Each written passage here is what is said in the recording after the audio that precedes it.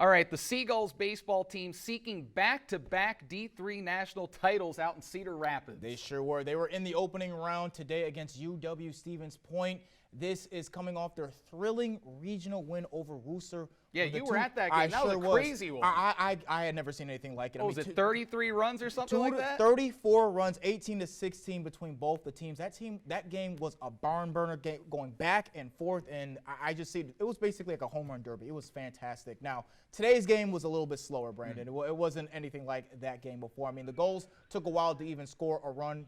It's the bottom of the third. They were down 1-0. Cameron Hyder hits an inside-out RBI, and he brings home Scott Cameron, tying the game at 1. Again, this is only the third inning, and then the score stays the same in the fourth. Now, we already did a story on him earlier this week. National Pitcher of the Year. Jimmy Atkins is going to show his dominance on the mound. But yeah, Jimmy Atkins is a fantastic pitcher. We've seen him make some excellent plays on the mound, too. Can really field his position. You sure can. And then after putting the first two runners on, he's going to get the pitch right here and strike out the side to keep the game tied at 1. Yeah, that was huge because he's got two runners on, a 1-2 count right there.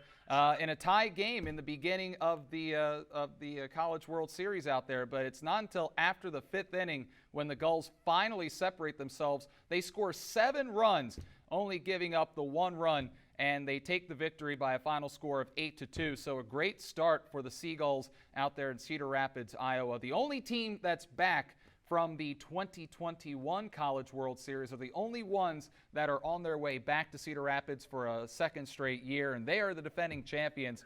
And they have some absolute star power. We saw it with Jimmy Atkins, National Pitcher of the Year from Delmar.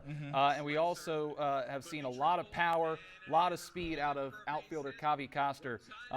This team has as good of a chance as anybody left in the field to go out there and bring home another crown. And I think the reason why they're such in a great shape and have that great chance is just, because the two men you mentioned, again, they're both All-Americans, first-team All-Americans. I mean, Atkins himself was great tonight. He had his third complete game of the series, only allowing 2 runs on 6 hits over all 9 innings, and he walked out 4 and struck out 7 on 122 pitches. And again, their batting is really good. I mean, Kavi Koster, Sky Rahill, and Cameron Hyder, who made a play today, are among players that have helped the Gulls win 6 straight games at the NCAA Championship, Brandon, dating back to last year. But it only gets harder from here. I mean, they're against top-seeded Marietta tomorrow afternoon. Yeah, that'll be a tough task. But you said 122 pitches? 122 pitches. That's crazy. I don't know if anybody in the major leagues has thrown 122 pitches. It's crazy. But you know what? That's a true workhorse right there. Yep. And you need guys like that if you're going to go out there and win a championship. I mean, he's a National Pitcher of the Year for a reason, and you got to do what you got to do to get the championship. I mean, they're trying to go back-to-back, and as you mentioned, they're the only team that has made it even back to the College World Series, and again, 6-0 in their last World Series games. That's right. So stick around. We've got some important games tomorrow. Will the weather cooperate? Again, Chief Meteorologist Rich Wardzik has your forecast next. I'm Luke Campbell, 11-time national champion, 2020 Olympian. You're watching Delmarva Sports Insider.